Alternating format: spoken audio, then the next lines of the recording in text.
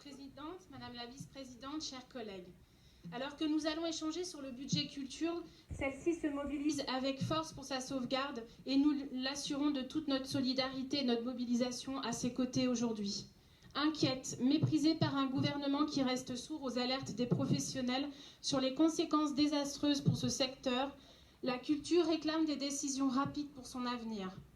Alors, pas essentielle la culture? Eh bien, avec ce budget, envoyons-leur un signe avec la mobilisation de plus de moyens, plus conséquents en tout cas que ce que vous nous proposez. Car de nombreux professionnels sombrent dans une précarité accrue. De nombreuses structures ferment leurs portes et des milliers d'emplois risquent de disparaître. Ils en ont besoin et nous en avons besoin. La culture constitue en effet un élément essentiel à nos vies et à nos liens sociaux. Elle participe à notre compréhension du monde, à notre émancipation, à la liberté de pensée et de regard. Elle invite à toutes les émotions, les interrogations, les réflexions. La région, avec l'ensemble des collectivités territoriales, finance en grande partie les politiques culturelles. Comptant beaucoup de structures et d'emplois dans ce secteur, notre collectivité a une responsabilité toute particulière pour les aider à faire face à cette crise.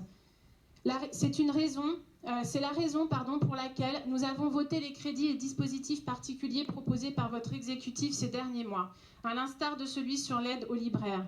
Le maintien à 100% des subventions prévues aux associations culturelles était également une bonne chose. Cependant, nous réitérons les remarques formulées depuis 5 ans quant à vos choix de politique culturelle. Le premier tient au niveau de financement global qui reste insuffisant face aux besoins existants et au foisonnement des initiatives culturelles.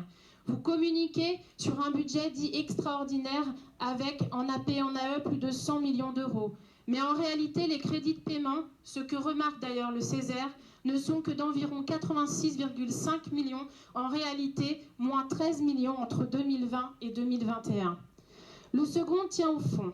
Alors que la culture est confrontée à la marchandisation de son secteur et à une vision consumériste du libéralisme en vigueur, nous devons opposer à ce modèle celui du service public et du bien commun. Votre budget reflète, lui, votre attachement à mettre sans cesse en concurrence les équipements, les territoires, les réseaux, les projets, là où les complémentarités devraient être la règle.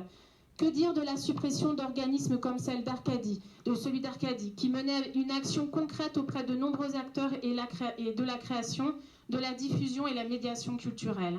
Si ce budget est globalement moins pire que les précédents, il reste un budget à la recherche du temps perdu, avec enfin une hausse des crédits pour la construction et l'aménagement des lieux de diffusion culturelle qui ne feront pas oublier les 5 années de vache maigre. Moins 23 millions d'euros cumulés sur les médiathèques et conservatoires.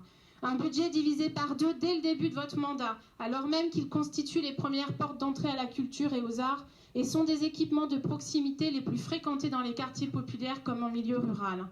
Comme l'a exprimé le Césaire en 2019, les priorités d'action devront être la proximité et le développement de l'emploi culturel. La politique culturelle ne se juge pas uniquement à l'aune de ses investissements.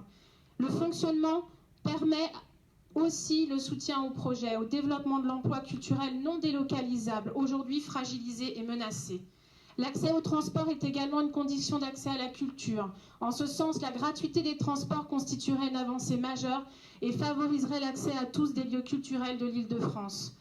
D'autre part, l'accès à la culture, c'est également la médiation culturelle, l'éducation artistique et culturelle, sous-dotée dans votre budget. Nous proposons la création de 150 postes de médiateurs, médiatrices culturelles pour que l'ensemble des lycées soient couverts par ce dispositif d'ici la fin du mandat régional. Les crédits dédiés à la permanence artistique et culturelle ne sont pas suffisants au regard du nombre de dossiers de grande qualité déposés, augmentons-les.